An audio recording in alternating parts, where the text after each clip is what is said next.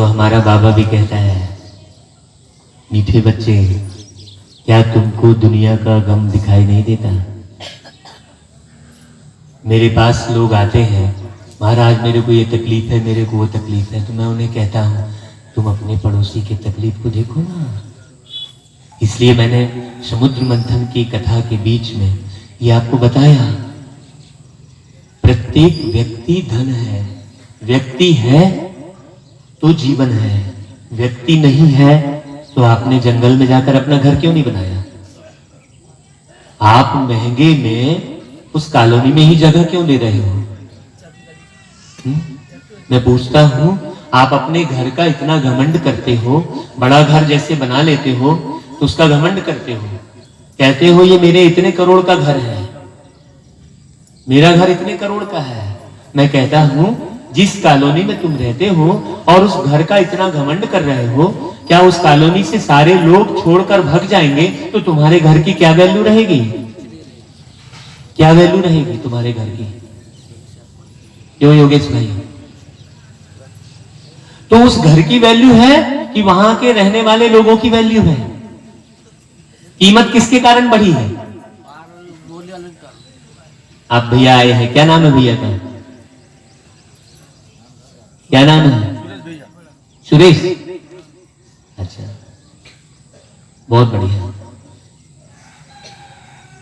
सुरेश मतलब अच्छी रेज निकलने वाली, सु यानी अच्छा, आपके अंदर से अच्छे विचार निकल रहे हैं। तो आपके मकान की वैल्यू कब तक है? कब तक है आपके मकान की वैल्यू? जब तक उस कॉलोनी में सारे लोग रह रहे हैं।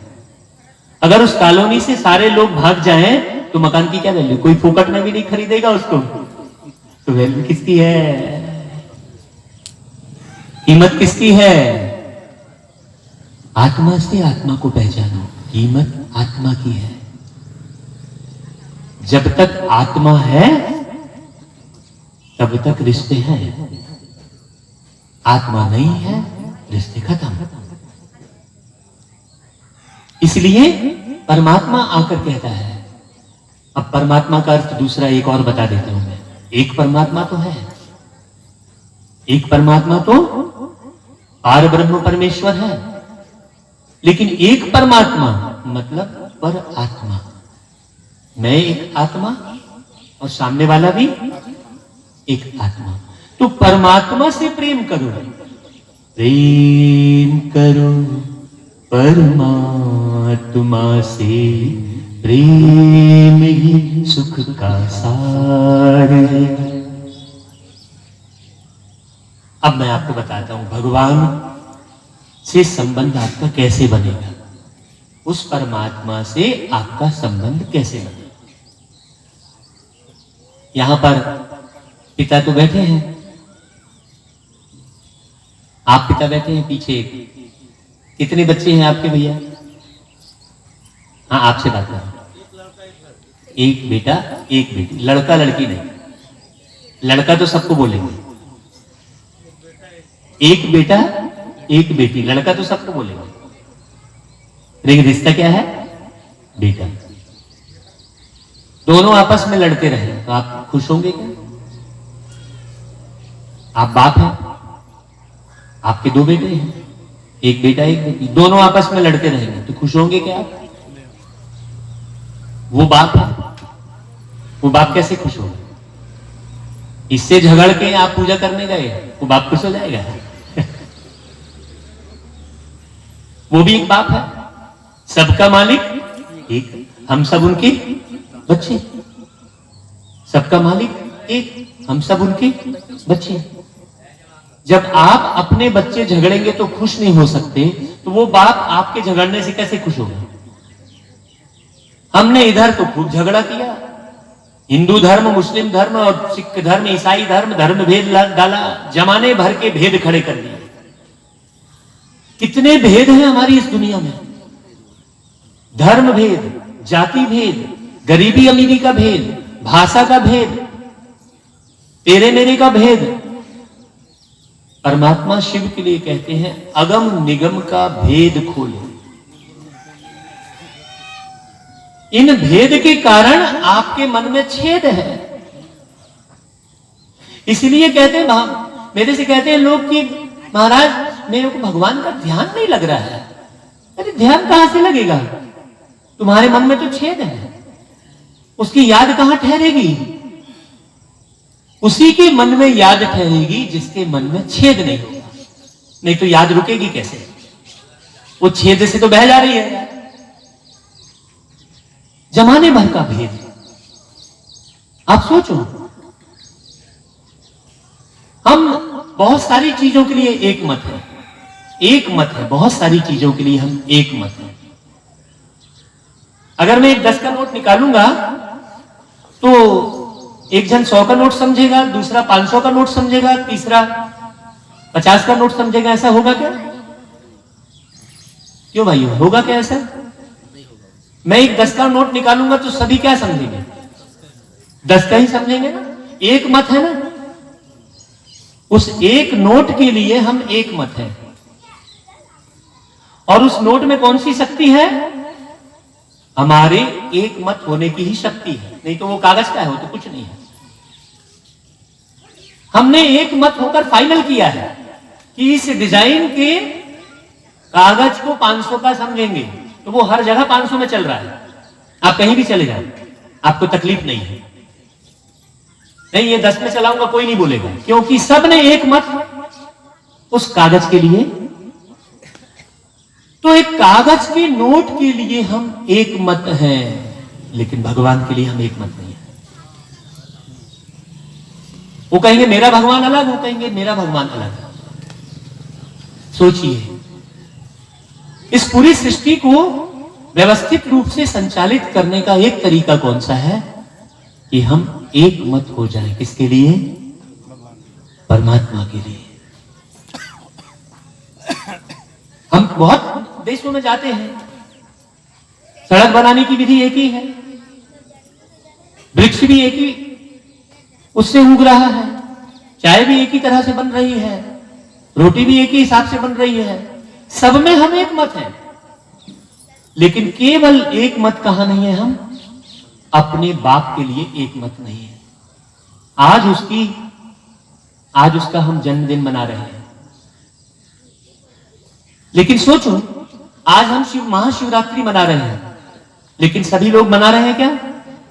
सब मनुष्य प्रजाति नहीं मना रही है। वो बोले नहीं, मेरा जो है अलग समय में भगवान का जन्मदिन मनाया जाएगा, बोले मेरा अलग समय में भगवान का जन्मदिन मनाया जाएगा। सबके भगवान अलग अलग होंगे। अरे भाई, सबकी संतान अलग अलग होगी, भगवान थोड़ी अलग अलग होंगे। संतान सबकी अलग अलग होगी ना, भगवान कैसे सबके अलग अलग हो गए? हम ऐसा कुछ भावनाएं अपने अंदर में जागृत करें कि सब परिवर्तित हो जाए। हम एक के साथ बुद्धि योग जोड़ें, एक को समझने का पुरुषार्थ करें। अब पुरुषार्थ कौन सा करना पड़ेगा हमको? एक को समझने का पुरुषार्थ करना पड़ेगा। सबका मालिक एक है, तो कौन है वो? कब इस धरती पर आता है? क्या वो करता है? इसको जानने का मुझे पुरुषार्थ जरूर करना चाहिए, लेकिन उसको जानने के लिए हम समय नहीं देते हैं। जमाने भर की रैली में और धरना प्रदर्शन में है? अब वो रैली में लोग जाते हैं, नेताओं की जो रैली निकलती है, तो भैया तुम काहे के लिए रैली निकाले हो? तो नहीं मालूम भैया, बोला हमला तो 500 रुपए मिले हैं तो हम जाते हैं। बोले वो 500 वो एक जन को 500 मिला है, वो भीड़ लगा के वहां चले गए। और लोग देखते जहां बहुत भीड़, तो श्रेष्ठता का आकलन भीड़ से करोगे क्या? भीड़ कोई श्रेष्ठता का आकलन है क्या? लोग सोचते हैं अरे यार, वो यहां तो को 4 लोग ही जाते हैं। अरे तो 4 ग्राहक किसकी दुकान में रहते हैं? शराब की दुकान में 4 ग्राहक रहते हैं कि हीरे की दुकान में 4 ग्राहक रहते हैं? तो क्या शराब की दुकान में बहुत सारी भीड़ इकट्ठी है खरीदने वाली, तो शराब की दुकान श्रेष्ठ हो गई क्या? तो मेरी मीठी माताओं,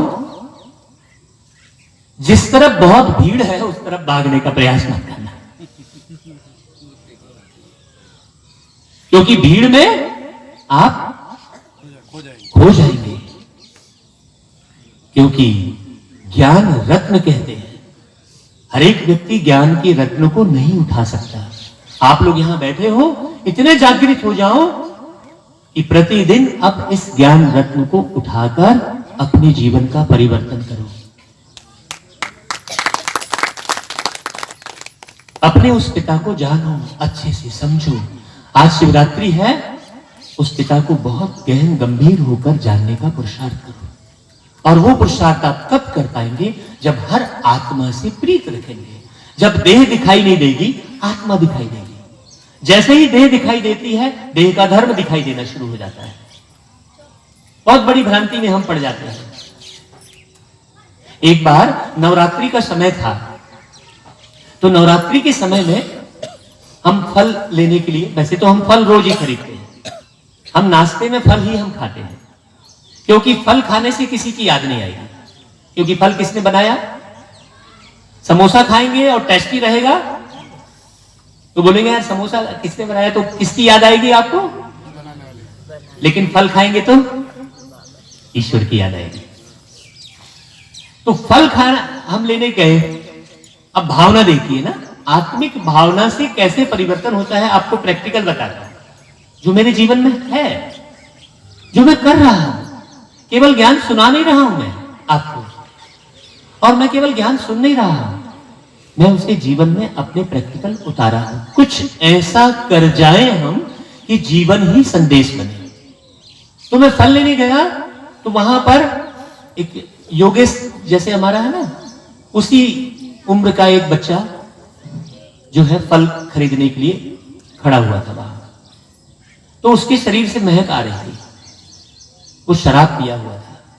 देख लो, हमारे योगेश बेटे की भी उम्र 24 साल है, और वो भी अभी देखो हमारा योगेश कोई नशा करता है क्या?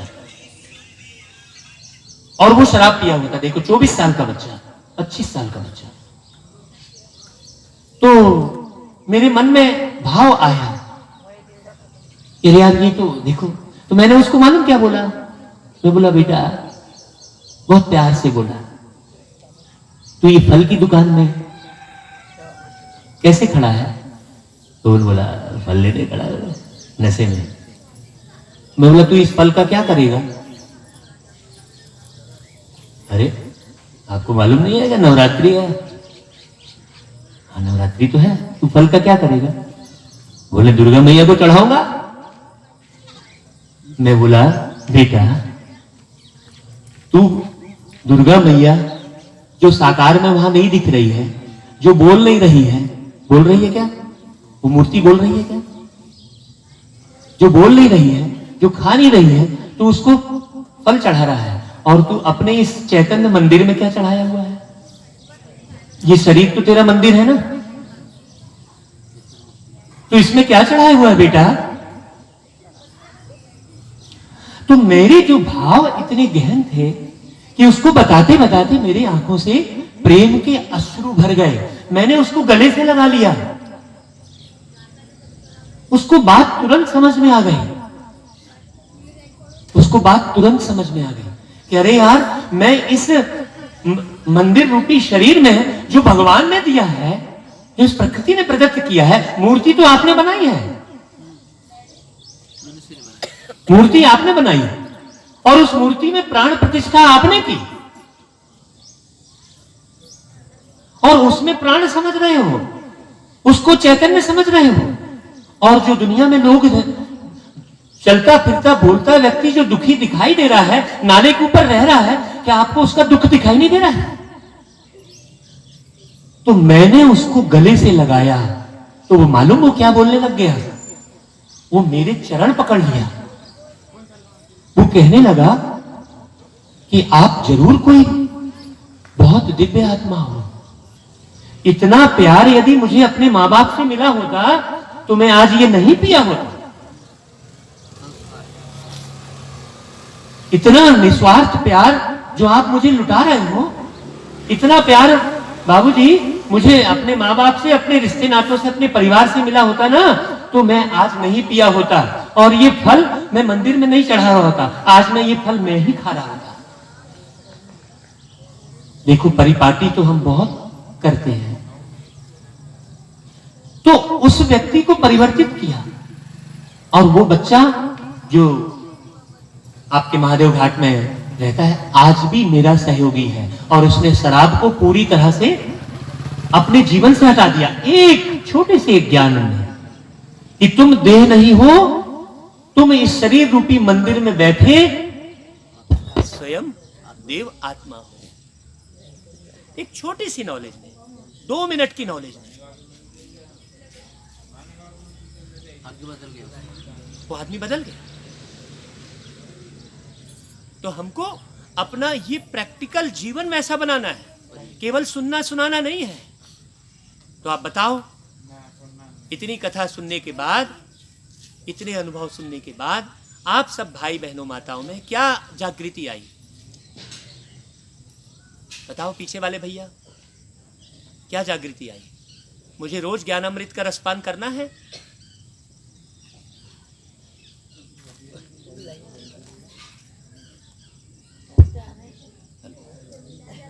लाई